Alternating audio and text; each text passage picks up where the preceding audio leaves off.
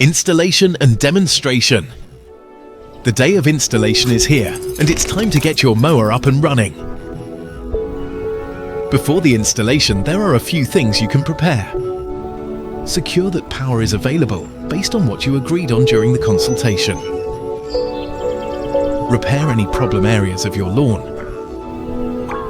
Cut your lawn one last time. You won't miss it.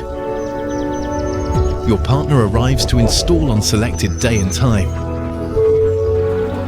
The installation includes mapping your garden, setting up the charging station and connecting it to power. The boundary wire is also installed unless you chose a wire-free option. Next step is testing the functionality of the mower and connection to the app. And to make sure that you know how it all works.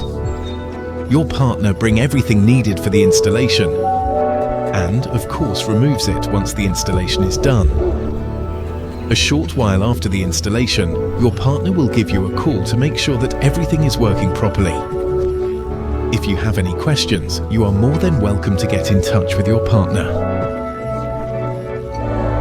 The final step of the installation is for you to sit back and relax while your Husqvarna robotic mower does all the work. Enjoy a perfect lawn every day.